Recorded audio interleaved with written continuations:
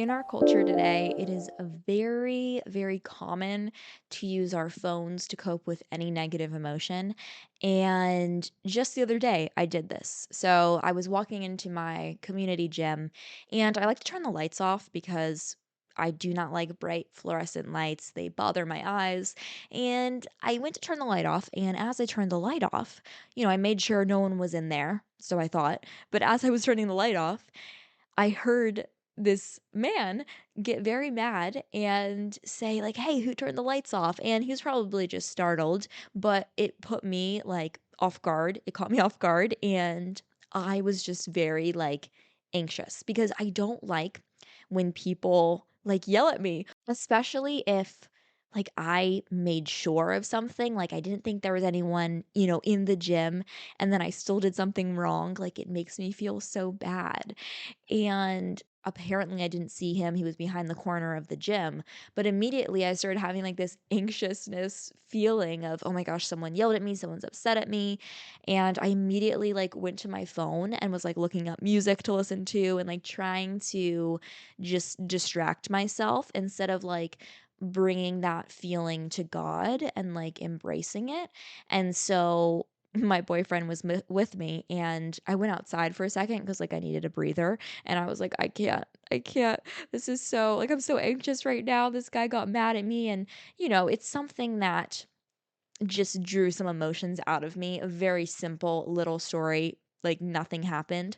But what it made me realize was that I go to my phone whenever these negative feelings come up, and really, I should be able to sit in that painful experience for a second so that I can work through it. And with this being said, what I wanted to talk about today is being aware of like our phone usage and the reason why we go on our phones, the reason why we can get addicted to our phones, and then how to stop that.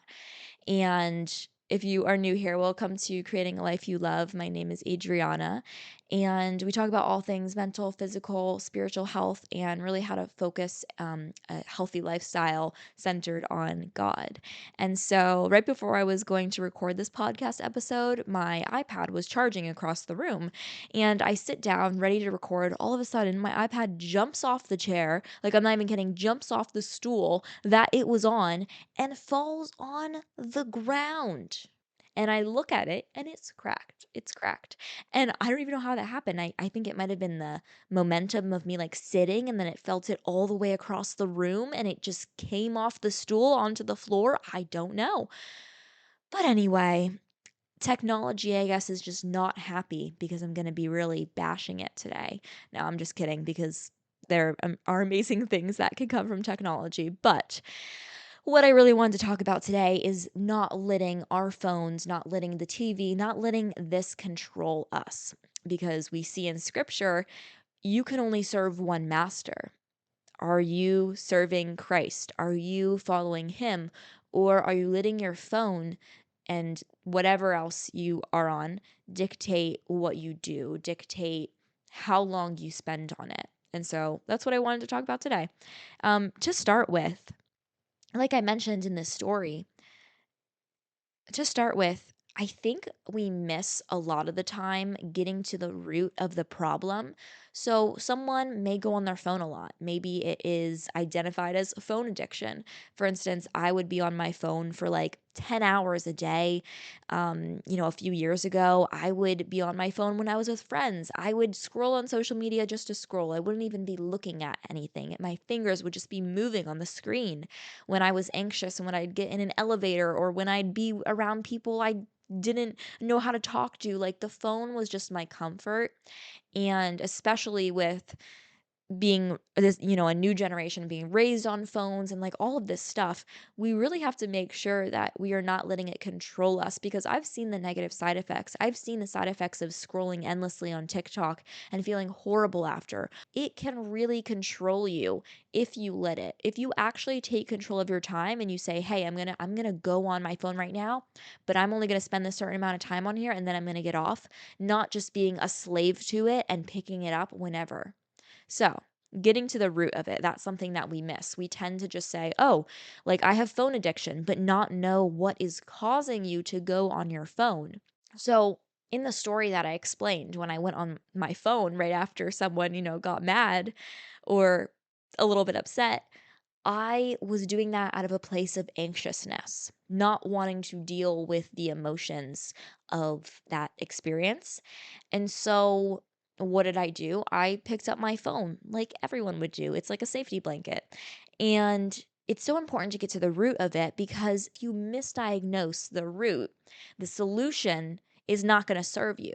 So, for example, if you are bored and that's the reason you're going on your phone, a solution would be to set up a schedule for your day the next day so that you don't have such downtime. Or when you do have downtime, making it so that you are filling it with something good, like a YouTube video that's going to teach you something, or a podcast that you're going to learn something from, not just picking up your phone just because you're bored. But if the reason you go on your phone is because you have anxiety, like a better solution would probably be to take that to the Lord and, write down all the anxious things you're feeling, journal about it, pray about it, like do something different. Scheduling your day could also help, but you got to find the root so that the solution will be different. And so I think oftentimes we just try to muster up as much strength as we can to not go on our phones. And we're like, oh, I'm just not going to go on my phone right now. But then we start feeling anxious, then we start feeling sad. And what do? We pick it up, or we go and watch TV, or we do something that is going to actually put us in a worse state of mind. And I think that obviously our phones, they are providing this like instant dopamine hit. And so we think that by going on social media, by, doing whatever we're doing on our phones, it will make us happier. And there's a lot of good things that can come from it. We can learn from podcasts, YouTube videos, we can follow people on social media that actually add to our lives. However, what I'm talking about is if you're feeling anxious and you go on your phone and you go on social media and you go on your this girl's page and you start comparing yourself to her, then you're feeling depressed, then you're comparing yourself and you're feeling even more and more miserable when really you just wanted to feel okay for a few seconds and now you're left feeling even worse. And so that is the issue. So next time you're on your phone, let's say you're sitting down, on your couch, it's been a long day, you start scrolling on your phone and then you notice you're starting to compare yourself to the people that you're seeing on social media. Immediately, I would say, okay, why did I get on my phone right now? Like, what was the reason? Okay, the reason was because I just am super tired. I'm not in the state of mind to do anything else that involves like brain power. And so, okay, that seems like a justifiable reason. However, your heart quickly turned into comparing to others on social media, and now you're left feeling worse. And so, it's so important to like monitor what is going into your mind, monitor what's going into your brain. So, always ask yourself, like, what is the reason I'm going on my phone? And if it's not such a great reason, if it's because you are feeling really anxious, feeling really upset, do something else. Fill that time with going outside, taking a walk, calling a friend, even, but anything but just spending time mostly on social media, but also on TV shows, anything that's going to try to cover up the pain, really. And that's something that we try to do a lot as a society. We don't want to feel our emotions, we don't want to feel anything. And so we try to cover it up by going on our phones, by watching shows, doing whatever possible to not feel these things. However, they're just going to keep compounding on each other. The emotions are going to keep compounding, and one day you're going to get to the end of yourself and you're going to be like, wow, I don't know what to do with these emotions. And now I have so many and they've built up from so many years and I just don't know what to do. And so, this is something I really encourage you. Don't cover up your emotions by watching TV, by going on your phone, like whatever it is, do not do that. When I was going through my breakup last year, normally, what is the thing you do when you go through a breakup? You watch TV, take your mind off of it. And while I think there can be a place for that, I knew what I needed in that moment was to spend time journaling, spend time crying, spend time just processing my emotions, talking with friends about it. I did not need to cover up my emotions because that would have made it so much worse. And so I'm so thankful that during that time, I did not watch TV. Honestly, the last thing I wanted to do was watch TV. I just wanted to spend time with God. And the second thing you want to be careful of when you're going on your phone, when you're watching TV, is where is your heart at? So when I go on social media, I'm ready to post. This goes for posting too. If you're a content creator, influencer, whatever, when I go to post something on my story, I think to myself, okay, why am I posting this? Do I just want people to see like how much fun I'm having? Like, do I think this is just really like aesthetic and like I want people to see what I'm doing? Or do I think this resource could benefit someone? Or if I posted this like recipe that I had for lunch, maybe someone could get a fun idea from it. Like, where is your heart behind? Or where is your heart posture at when you're doing the thing you're doing? If the reason, if you get home and the reason you want to watch TV is to ignore, your spouse, that's probably not a good reason. Maybe like take some time, reflect on your thoughts, like spend time in silence, but by covering up the pain, you're just going to prolong the process of healing or of, resolving an argument or whatever it is. And that's the same with my breakup.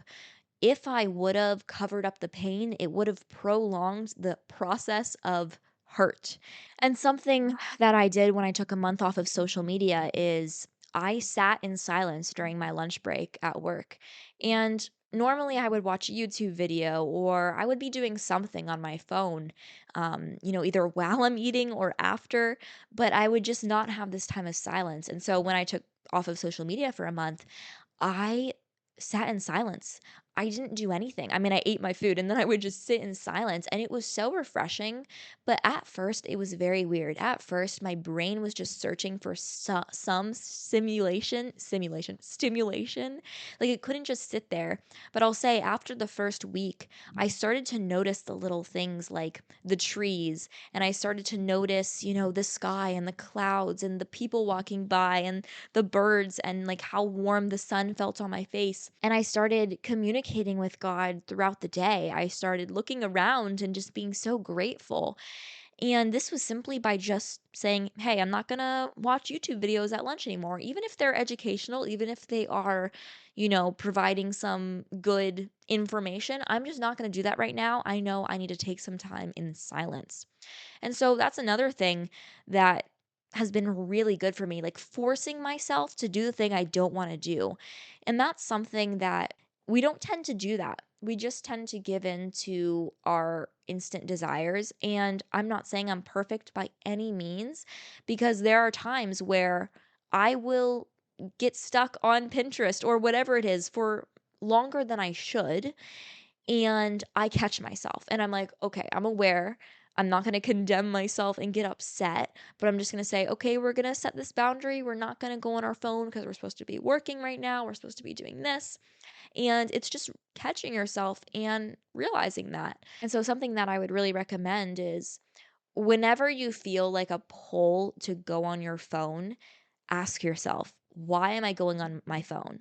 And you will realize more times than not, you are going on your phone for a reason that is not valid. That is not good. Don't like no good reason. And this is something that I've really worked on, like conditioning in my brain. Like, why am I going on my phone right now? Oh, is it because I'm anxious and I don't want to talk to that person that's sitting right next to me because like they're a stranger? Like that's weird, like what's the reason? And something that I mentioned earlier about when I went through the breakup, I didn't watch TV. Sometimes you need these like stark changes in your life to push you in a direction of change. So when I went through that breakup, I didn't watch TV. And then for a few months after that, when I was doing a lot better, I still didn't watch TV. And I'm not saying that it's bad, but I was like watching it pretty much every night and I wasn't spending time in quiet. I wasn't spending time journaling. And so at first, it can be a little bit difficult, just like sitting in silence. At first, your body is going to resist it because all your mind knows is to be stimulated. We live in this like culture that just can't be bored anymore. And we see that with even young children, like they just have to be doing something. And I think we need to get to the point where we are able to sit with our thoughts, we're able to sit with our minds and not need something to scroll on, something to watch. We should just be able to sit. Now, some practical tips for cutting off phone addiction. Number one, do not go on your phone in the mornings. It sets your day up for failure. I remember when I would have this habit every day, I would go on my phone, I would, see what the group chat said, I would scroll on social media, I would go on Snapchat, all the apps, and I'd be getting ready for school and just on my phone. I would get on the bus, I would be just on my phone, and this would continually go on all throughout the day. And what happens is when you start your day off with your phone, your brain is more conditioned to do that for the rest of the day. So, something that I told myself when I was, not going to go on social media in the mornings was, okay, just 5 minutes. You can do 5 minutes without your phone. And then 5 minutes would come around. And I'm like, okay, just 10 minutes, just 10 more minutes, like 15 minutes. And I keep going up in the amount of time. And I realized when I did that, it didn't seem so bad. If I told myself I couldn't go on social media for an hour in the morning, I would be like, oh my gosh, that's crazy. Like, that's so much. But then if I would like say, okay, I'm just going to go to the bathroom and I'm not going to go on my phone, or I'm going to make my coffee and I'm not going to go on my phone, and you would keep like chalking these times up, then an hour goes by and you're like, why did I even want my phone? Like, this is weird. I actually like being in the silence. And that's where I've gotten to now, where I actually enjoy being without my phone. And this is something that I believe everyone can achieve, but because we never give ourselves a chance, we just never realize that. And so we just always have our phones in our hands and we never realize what amazing things can come from not having it. And another thing that I've talked in the past about is putting your phone on like a black and gray filter so the colors aren't as enticing to you, because colors have a serious effect on your mind. There's a reason why you have a red notification, on your text messages or on your social media. Like, that is made to get your attention. Maybe putting your phone on like a red tint, that's really good for your eyes, so you're not, like, burning your eyes off from the blue light. Just little things like that of, like, making your phone uninteresting. Deleting social media on your phone and only re-downloading it when you are actually in a good mental state. Maybe you wanna see, like, an encouraging post that someone did, only re-downloading it when you have a good reason to do that. Maybe you don't go that far, but you decide to put time limits on your phone with like the settings app. You can literally just put time limits, and anytime your time limit is up on a certain app, you're like, "Okay, I'm not going to go on this anymore. I've already spent my time." And I think it's so easy. Like when I was younger, I didn't want to hear anything about phone addiction. When my parents would try to take my phone away at night and not let me have it at night, I would not be for that. I would be like, "No. Mm-mm, not happening." Like, I was to the point where I couldn't even take a shower without listening to music because I couldn't be alone with my thoughts. And so I would fight my parents to not take away my phone before I had my shower, before I listened to my music.